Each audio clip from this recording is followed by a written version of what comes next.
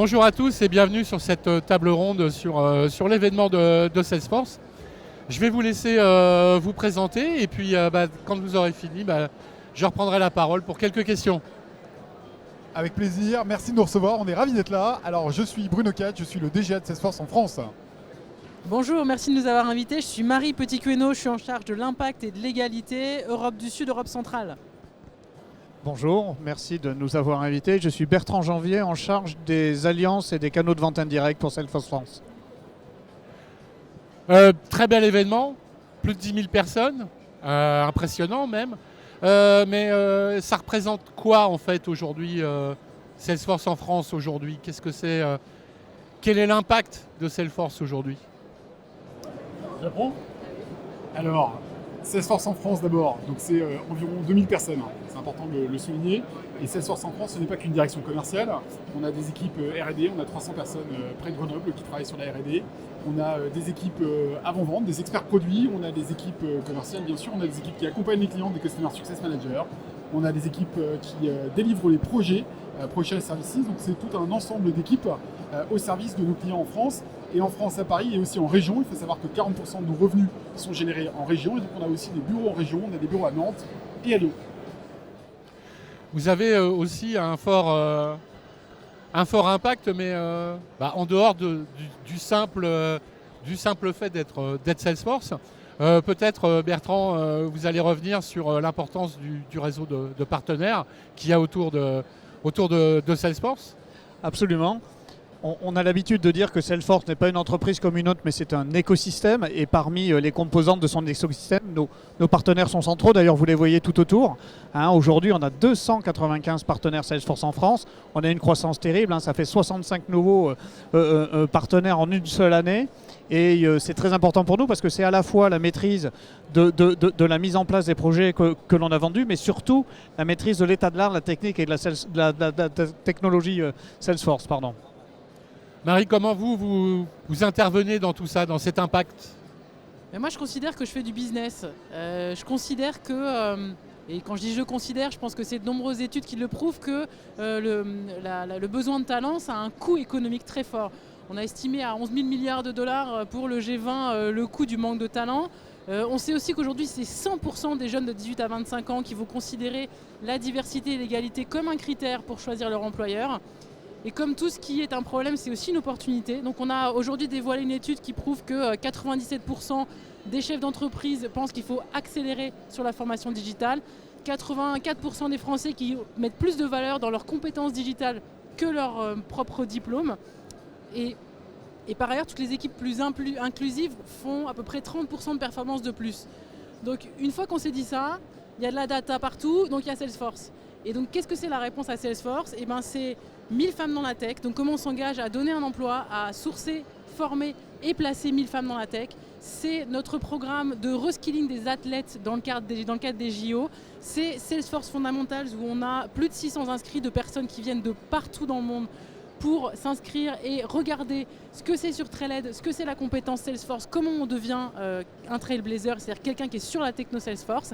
Et puis ce sont des programmes qu'on fait avec nos partenaires et nos clients pour diversifier la source de talent pour être sur Salesforce, qui est une économie en grande croissance comme on peut le voir aujourd'hui et le côté vibrant de cette journée.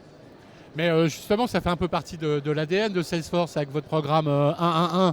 1-1-1, que je ne sais pas comment vous l'appelez en interne. 1-1-1. Donc comment tout ça aujourd'hui se décline en plus du social ou du rescaling sur l'impact que vous avez en local autour de vous à chaque fois dans Salesforce? Exactement, le 1-1-1, donc pour ceux qui nous écoutent, c'est 1% du temps des collaborateurs, 1% des capitaux et 1% de la société, de la solution qui est rendue à la société. Et on pourrait rajouter un autre one puisque c'est depuis Day One. Depuis que la boîte a été créée, ça existe depuis 25 ans. Donc vous pouvez imaginer la quantité de temps et de capitaux qui ont été reversés aujourd'hui en France sur les territoires. Donc c'est la croissance économique au service de l'intérêt général.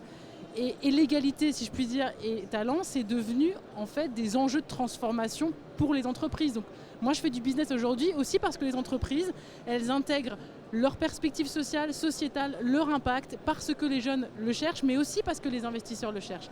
Et nous, on fait de la data, et en fait, un des sujets de l'égalité, c'est comment est-ce qu'on gouverne la data. Et nous, on a des solutions comme Tableau, comme Net Zero, qui permettent aux entreprises d'avoir ces grands chantiers. Et puis j'en finirai par le pledge 1%. Nous on a 111 et on encourage 17 000 aujourd'hui entreprises dans cette association à adopter un des one, les 3 one si possible, dans le but de changer quelque chose dans leur impact, dans leur legacy et aussi dans leur note financière. Et je rajouterai sur ce point-là que notre écosystème de partenaires est une vraie projection de nos valeurs et c'est vrai qu'aussi, eux, dans la mise en œuvre de ce 111 à leur échelle, c'est un des multiplicateurs qui est assez important. Le grand thème de cet événement, c'était la donnée au service des clients. Aujourd'hui, comment ça se concrétise, Bruno Katz, chez Salesforce? C'est quoi la vision de la donnée au service des clients? On l'avait évoqué aujourd'hui à travers le triptyque AI, data et CRM. Et là, vous parlez plus précisément de la donnée. Et la donnée, ce qu'on a évoqué aujourd'hui, c'est notre innovation Data Cloud. C'est comment on aide nos clients à construire cette vision unique et unifiée de leurs clients à travers justement cette plateforme Data Cloud qui est le cœur intelligent, on l'a présenté comme ça, de l'engagement client. Ce sont des données dans Data Cloud qui sont en temps réel, qui sont capables d'être automatisées, qui sont aussi à grande échelle pour traiter des données B2B et B2C et qui permettent ensuite, avec une harmonisation, d'être activées sur l'ensemble des processus métiers et sur l'ensemble des clouds puisque Data Cloud est nativement intégré avec l'ensemble de la solution Salesforce de Customer 360. Alors justement, ce matin, dans son keynote, Émilie Sidikian a donné quelques chiffres qui peuvent inquiéter. Parce que toutes les entreprises veulent faire de la donnée, mais elles sont que la moitié, un peu moins de la moitié, à pouvoir savoir les utiliser, et voire 25% ou un quart seulement qui l'utilisent effectivement. Aujourd'hui, comment aujourd'hui vous allez paver le chemin de ces entreprises pour aller vers peut-être un peu plus d'un quart d'utilisateurs de la donnée dans les entreprises? Et c'est tout notre travail. D'abord, on continue à innover justement pour sortir des produits qui répondent aux enjeux d'aujourd'hui. On l'a dit, les données clientes, il y en a de plus en plus, sont de plus en plus nombreuses. Elles sont silotées, elles évoluent en temps réel et on a besoin effectivement d'avoir les bons outils pour pouvoir adresser ces challenges et cette vision, cette création de vision d'une plateforme unique et unifiée du client. Donc on innove, on propose des produits à nos clients et on va expliquer et labeler nos clients autour de ces produits. La grande tendance du moment, c'est l'intelligence artificielle et tout ce qui parle GPT. Alors c'est quoi? C'est juste un buzz marketing ou qu'est-ce que ça représente pour Salesforce? Tout ce que ça amène GPT. Alors c'est pas qu'un buzz marketing, on a déjà de nombreux clients qui aujourd'hui sont en pilote avec nous sur Einstein GPT, c'était l'annonce du jour. On a annoncé notamment que Carrefour démarre un pilote avec nous sur Einstein GPT sur la partie service. Donc on est effectivement dans quelque chose d'extrêmement concret et sur cette partie nous on y croit. On pense que l'intelligence artificielle générative va réellement transformer les entreprises, qu'elle va changer la manière d'adresser les clients, qu'elle va amener de l'hyperproductivité dans les entreprises et qu'on doit apprendre à travailler avec. Et encore une fois, c'est ce qui a été dit ce matin, l'IA n'est pas là pour nous remplacer, elle est là pour nous aider dans les entreprises à réaliser l'ensemble des tâches. Et comment ça infuse dans le réseau de partenaires? Ça adhère vite, ça bouge?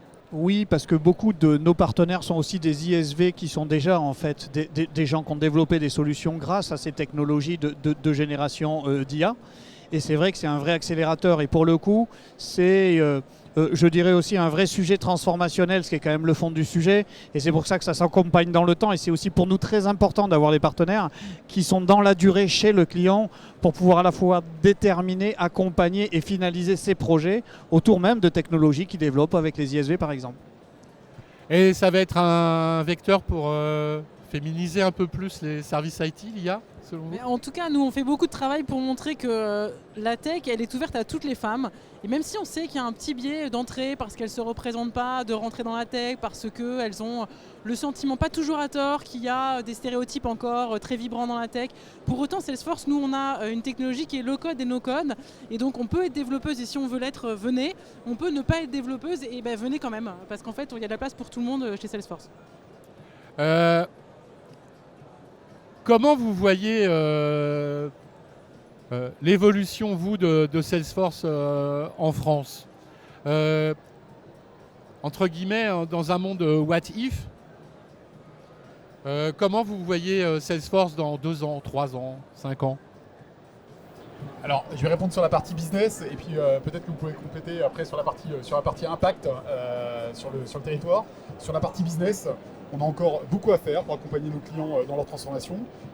Il y a de nombreux challenges, on l'évoquait, et donc on va poursuivre. On a une stratégie pour ça, d'accompagnement. On a évoqué aujourd'hui dans les keynotes, encore une fois, la partie IA, les dernières innovations sur l'IA et comment on accompagne en fait ces innovations, la partie données et la partie CRM. Au-delà de ça, on a aussi évoqué nos clouds sectoriels, nos clouds industrie. On en a 12 aujourd'hui qui sont disponibles, et donc on veut absolument accompagner nos clients aussi vers cette transition, et ces clouds sectoriels qui leur sont dédiés avec les éléments de langage, les modèles de données propres à leur industrie pour amener effectivement le meilleur de Salesforce dans chaque industrie.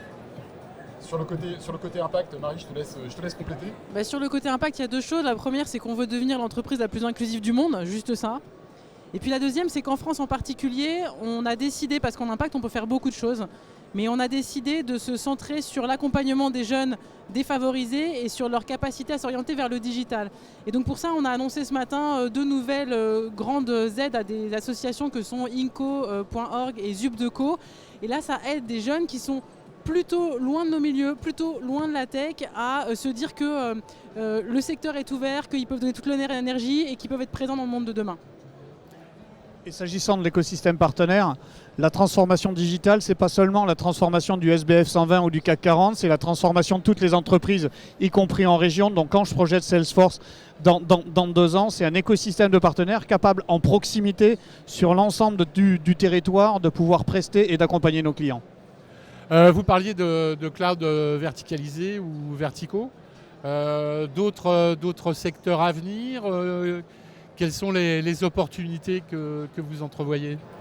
On continue à développer, chaque année à sortir des nouveaux clouds sectoriels et à enrichir ceux existants. Donc c'est aussi important de continuer. On a des roadmaps effectivement sur les 12 clouds sectoriels et on continue à en sortir des nouveaux chaque année.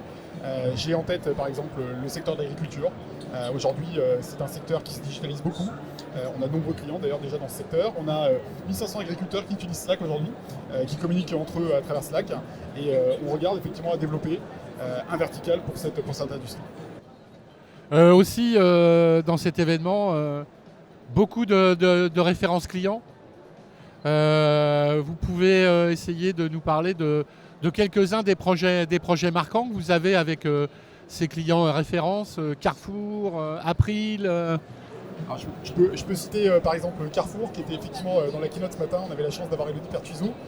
Carrefour, notamment sur le service client, on l'a évoqué ce matin, c'est aujourd'hui un service client avec de multiples applications qui vont être progressivement remplacées par Salesforce pour amener justement cette productivité qui est attendue dans le service client et un meilleur temps de réponse et une meilleure qualité de réponse auprès des clients. Et ils ont fait effectivement le choix Salesforce et on en est très fiers et ils vont aller plus loin, je l'évoquais, avec ce pilote Einstein GPT sur service. Il y a aussi beaucoup de points autour des partenaires. Émilie a évoqué 69 nouveaux partenaires. Cette année, oui, 65 nouveaux partenaires, c'est ça. C'est impressionnant. Ils sont, et c'est plutôt des ISV, des intégrateurs, des gens du service qui font de la maintenance. Alors, ce sont principalement des intégrateurs et des ISV. D'ailleurs, l'un n'exclut pas l'autre. Souvent, un intégrateur peut être aussi un ISV. C'est un écosystème qui est effectivement en plein boom et je vous donnais les raisons. C'est aussi une vraie chance dans le sens où ces entreprises dédiées à cette technologie développent un savoir et c'est pour ça qu'on fait un gros travail par rapport à notre approche par industrie, de les spécialiser, les développer, non pas à partir de nos produits, mais d'un besoin client qu'on appelle en bon français chez nous un play, un sales play, ce qui permet en fait de développer la compétence chez nos partenaires de plusieurs clouds qui correspondent à des vraies réponses. Et ça, c'est un vrai enjeu parce que cette capacité de pouvoir manipuler plusieurs clouds, c'est être justement en capacité de répondre aux besoins clients et non pas juste à une question technique parce que la transformation digitale, ça part du besoin client, pas d'un besoin technique.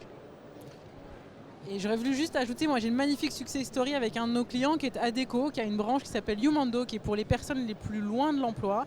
Et là, Thomas Cochin, chez nous, vient de lancer officiellement aujourd'hui un programme destiné aux personnes réfugiées qui seront avec Adecco formés à être admin Salesforce. Et d'ores et déjà, c'est le dispositif de Pôle emploi qui est la PEE. On a déjà dans notre écosystème de partenaires et de clients 8 personnes qui vont les embaucher. Donc le programme va commencer là incessamment sous peu, les personnes sont déjà sourcées et on aura d'ici 3, 4, 5 mois une petite dizaine de réfugiés qui auront toute leur place dans notre écosystème. Et s'il me permettrait, j'aurais ajouté sur ce point-là que nos partenaires en tant que plateforme de projection de nos valeurs, je citerai Rich Consulting par exemple qui a créé sa propre université qui permet pas seulement pour son propre compte, mais pour l'ensemble de l'écosystème, de former comme ça des jeunes ou des gens de retour à l'emploi au métier de la technologie autour de Salesforce. C'est vraiment un enjeu global. Marie, vous avez aussi ce matin lancé une opération où c'était pas un arbre, c'était 2 arbres qui étaient replantés. Alors, c'est le 1 Trillion Tree, vous parlez de ça. Alors Ouais. ça, c'est peut-être Bruno qui pourrait nous en parler avec Émilie qui l'a annoncé ce matin. Et ça fait partie de nos engagements. Aujourd'hui, on est net zéro. On s'est engagé à planter avec nos partenaires et nos clients 1 Trillion Tree. Ça fait partie des choses natives pour Salesforce aujourd'hui, pour lesquelles on peut se demander ce que fait une entreprise seule. Nous déjà, on plante des arbres, mais on fait rien seul. Parce que non seulement on plante avec nos partenaires, et il y a un tout nouveau partenariat avec Rossignol, mais on le fait aussi avec Net Zero Cloud qui permet à chacun de nos clients de compter et se projeter dans l'avenir avec des choix stratégiques propres au développement durable. Et pour le coup, ce qui a été annoncé ce matin concernant Rossignol, c'est effectivement un partenariat autour de Wati.org. Pour chaque transaction réalisée sur le site e-commerce de Rossignol, qui est basé sur Commerce Cloud, Rossignol s'engage à planter un arbre et Salesforce plantera un 2e arbre. Et au même titre que l'écosystème grandit 4 fois plus vite que Salesforce, à plusieurs, et c'est vraiment la signification de notre écosystème, ensemble on est capable de faire bouger l'aiguille, là où 1 à 1 on n'aurait pas forcément un impact aussi fort. Ça représente quand même une sacrée évolution pour Salesforce. Moi, je vous connaissais, vous étiez No Software, le roi du SFA, enfin bref, un petit peu le flicage des équipes de vente quand même. Hein, c'était pas... Et aujourd'hui, de voir où vous en êtes aujourd'hui, comment aujourd'hui vous définiriez Salesforce aujourd'hui avec l'historique que vous avez autour de l'entreprise? Comment on se définirait comme une customer company avant tout, puisqu'on veut aider nos clients à devenir des customer company, on est nous-mêmes avant tout aussi une customer company, donc une entreprise centrée client, avec une culture client qui respire et qui transpire dans tous les départements de Salesforce.